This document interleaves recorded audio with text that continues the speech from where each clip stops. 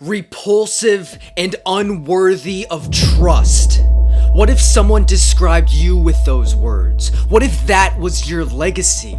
Keemstar is a YouTuber who has garnered a stained and bruised reputation because of the way he interacts and treats others, and it has gone all the way to the point where people refuse to express joy when he is in the room. But what exactly caused this, and how can we avoid it? This video is going to dive deeper than you ever thought possible into the psychology and nuance that causes Keemstar to be viewed as repulsively untrustworthy. Through an analysis of the detailed interaction, we'll break down the principles so clearly that you won't be able to help but apply this knowledge into your personal life, because your legacy deserves to remain in your control.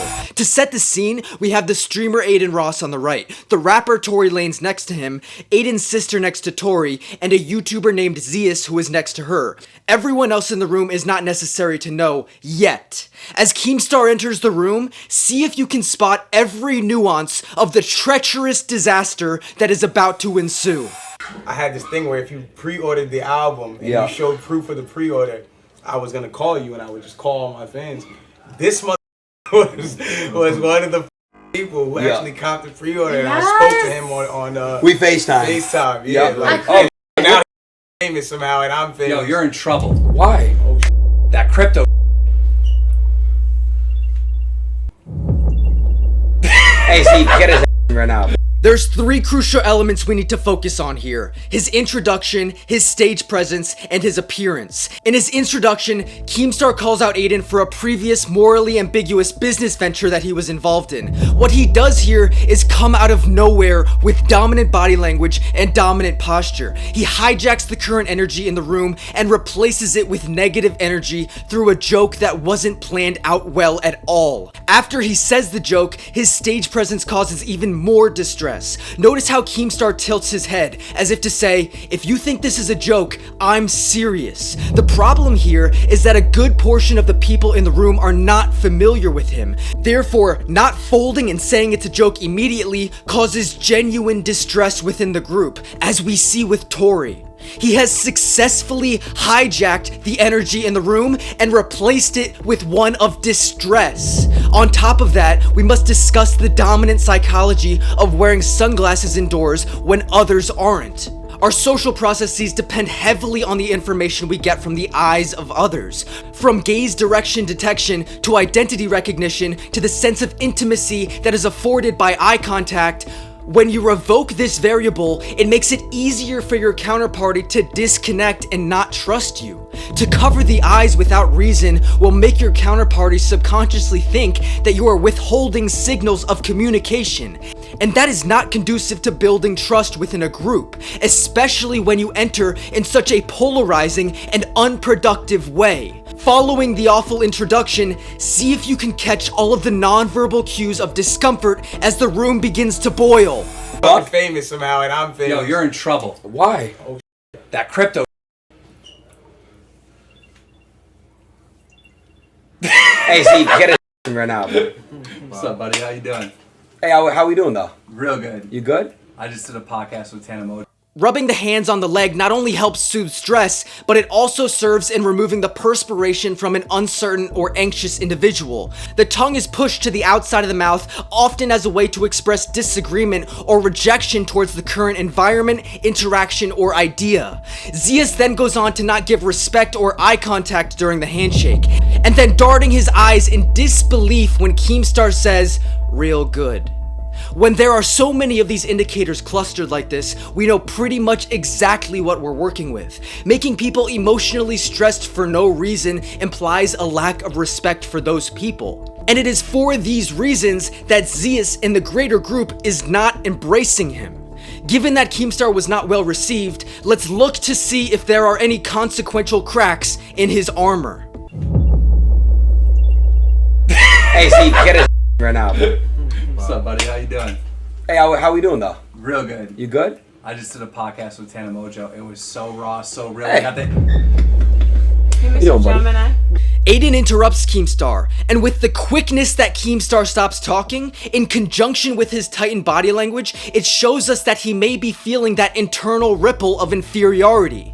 Keemstar actually leans back as well, offering more of his personal space to the guy who Aiden interrupted him for. Zeus is letting things play out for the sake of Aiden, but with the dominant position he is outwardly putting out, he wants his lack of respect for Keemstar to be shown as he claims some of his space. Now, living in that state of inferiority, you will not believe the misguided and unscrupulous tactics that he implements, which ends up digging him into a deeper and deeper hole. Jesus, bro, you scared the f*** out of me. You're in trouble, sister, shit. how you doing? Aiden's sister. Tori, how are you? Aiden's brother. I knew that. I love it. I knew that. The group laughs when Tori introduces himself as Aiden's brother, but notice how Aiden and Tori look directly at Keemstar and then back at each other multiple times. Tori is sending the implicit message to Keemstar that you are not going to reprimand Aiden without first having to deal with me. This type of message is a reactionary response to Keemstar's introduction, and it is now further building that framework of distrust towards Keemstar. We see Keemstar play along, not really concerned with the thought of being viewed as a threat by the group. This is super insightful because it reveals to us that his values are likely elsewhere. We see that Zeus is still checked out and clearly unhappy at Keemstar's presence. Riding the wave of the previous exchange, notice what Tori does to galvanize Zeus into action. If you like these videos, hit the like button and subscribe because your support means everything, and you're the reason I'm here. Bro, this is like crazy. This is like so many worlds in one room right now. Oh my So god. many. I can't explain it right now. This is crazy. Just tell me about yourself real He quick. just doesn't even give a anymore. He has a Lambo now. And Yo, when he you just doesn't boxing? I don't know if I like Lambos. Is like You got a box. Doesn't even care. There's so Yeah, many he's just backs done. He's out there. retired. There's so many. Tori leans into Aiden, and when he says, I don't know if I like Lambo Zeus, Tori is praising Zeus of his success while at the same time letting him know that he's pretty unhappy with how he's acting. Tori is likely responding this way because he does not know Keemstar like Zeus does, and therefore might be thinking that Zeus's lack of emotion is a slight to his story, instead of the reality, which is that Zeus is deeply unhappy with Keemstar's presence. The rest of the unaware group will begin to figure out exactly why, when Keemstar starts to question Zeus about boxing. See if you can notice the subtle yet effective tactic that Zeus employs when the spotlight is now fully on him. There's so many His bags. phone like, You yo, got I'm a just box. done. Wanna box me though? I know Shaboxy for real. Bradley Martin. Fight him. Yeah, I already said it. I don't know. Bradley Martin's way bigger than you. Bro, he'll win though. What? You think so? Yes! I don't mean shit. It doesn't mean anything. He like what, 270? Yeah, he's like probably like around. I mean, it don't matter. I'll box Bradley. Would you beat his? Would you? Box though? Yeah. Oh, okay. Would you beat his? Huh? Would you beat? I would hope so, nigga. While the attention is on Zeus, notice how he doesn't take just one sip of his water, but that he takes consecutive sips and is sipping on it the entire time that the spotlight is on him. Zeus is using his water bottle as a deflection mechanism to give himself a psychological and physical barrier.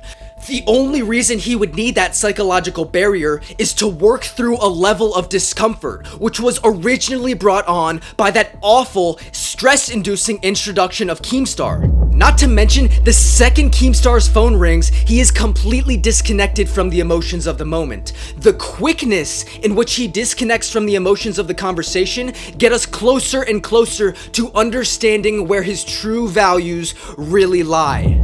Given Zeus's lack of enthusiasm, the group comes to focus their attention on the cause, which is Keemstar. See if you can spot how Keemstar's true intentions are revealed through how he responds. I was gonna fight Takashi. Word? I was gonna fight Takashi. Takashi talked about it on the Academics podcast. I was gonna fight him. Why didn't you guys fight? Takashi won, I think, 15 or 20. I wasn't gonna take, obviously, nowhere near as much as that, but I wanted to fight. You know, the whole thing that happened with, what's it called? The people that owed money. What's it called? I'm lost. Aiden makes an indicator to Keemstar before he actually asks the question. Keemstar notices this subconsciously and his arm goes up. If you are a truthful individual, then why do you feel the need to prepare yourself and put up physical barriers when you sense a question is coming? This is not only further confirmation of the existing tension, but it also implies that Keemstar thinks he may be being attacked in some way, perhaps because he subconsciously realizes the effects of his awful introduction. Keemstar then begins to convince Aiden to start boxing, and what he does next is jarring. See if you can spot the subtle signal of treachery in Keemstar's next move. I think you should box. Here's why. You have natural energy. They see it in the stream, right? You need that. Like, you have natural energy. Like, KSI had it his whole time, but when you get it, right? You have that natural energy. There's a few people that have it. You actually have it. I think you could. Yeah, but I don't know who I would box. Don't get your books, man. Nah, hella Just hyping you to go in there, but don't get your That's what Who could you see me Tori's boxing? a real friend. I was gassing don't you know. up. The fucked up thing about boxing, and this is what you gotta always remember, it doesn't matter. Keemstar is making a joke with the premise being that he is not a real friend. Nobody even engages or laughs because they genuinely believe it.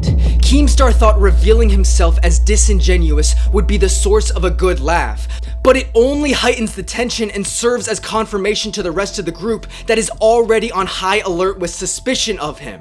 Up until this point, Keemstar has had tension with the entire group. As the group begins to discuss who Zeus would fight, see if you can spot the super subtle gesture that will reveal to us exactly who Keemstar's tension lies with. You guys, Z just got this built up anger on the low that nobody knows about. He's just waiting to just get it I out. would be Like, so you don't scared. give a who I fight. I'd be so scared to fight you. Like actual fight. You got What do some you mean, cold why? energy about you. Like, bro. Like some cold, like, no emotions, like, killer energy about you. Keemstar's comment towards Zeus could either be taken positively or negatively. When delivering it though, he doesn't look Zeus in the eyes. Making eye contact while you are speaking is a dominant and engaging move. Withholding eye contact while you are speaking is a passive move that is intended not to incite any aggression in the other party. This is not to be confused with withholding eye contact while you're listening, which is a move for dominance that we see Zeus implement here when Keemstar speaks to him. Because Zeus intentionally withdraws his eye contact as Keemstar speaks, and because Keemstar doesn't want to incite anything with his comment, there is clearly a pre-established dynamic coming to its head here.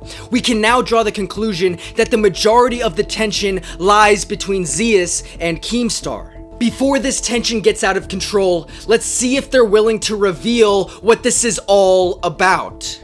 Cold energy about you. Like, bro. Like some cold, like, no emotions, like, killer energy about you. Remember when we had a beef, like, back in the day? Wait, so you guys used to beef? Way back. I don't even What remember happened? it Why was did you about. guys What was it beef? about? I wanna- Of course, that's But my you guys role on have the had internet. actual beef?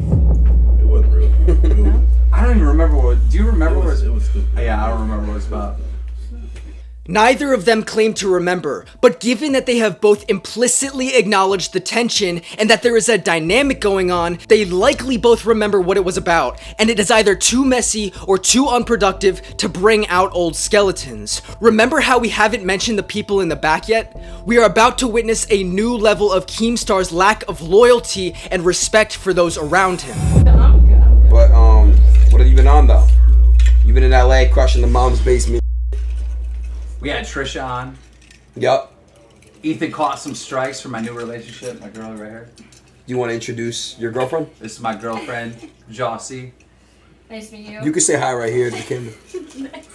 Keemstar introduces his girlfriend and the group merely looks at her, not really extending any sort of congeniality. The lack of respect runs so deep that it connects to the people he is romantically involved with. He let his girlfriend just stand there without introducing her the entire time while he made sure he got his screen time. He offered her access to no introductions or pleasantries until Aiden did. Keemstar can feel the lack of reception as he lifts his leg up on the chair to provide himself more of a physical barrier against Zeus.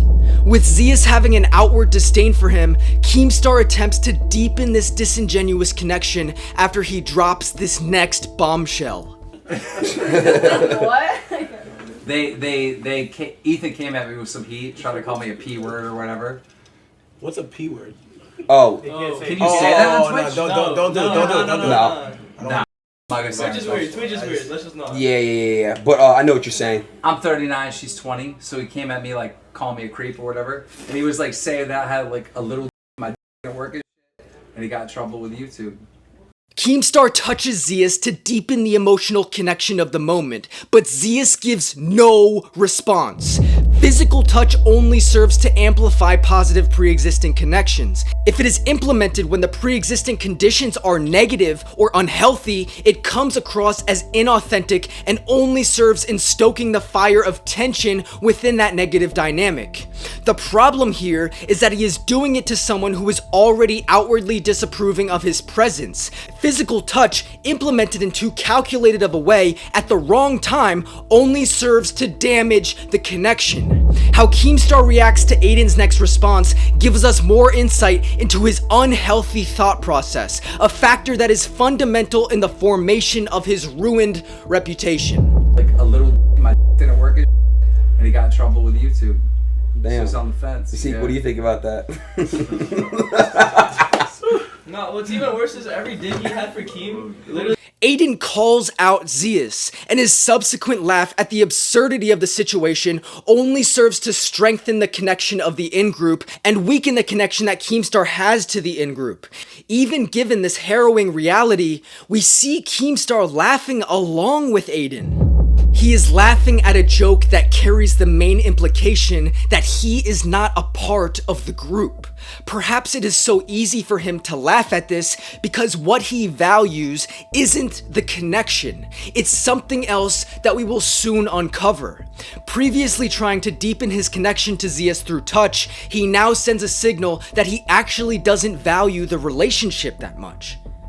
If you are getting signals of a desire to deepen the connection, and then you also get signals that that person does not value the group, you are often dealing with a maliciously calculated person who made a misstep somewhere along the line. Zeus gets up and leaves the room momentarily, which makes Keemstar feel like he's in the hot seat. See if you can spot the power-seeking tactic Keemstar deploys next.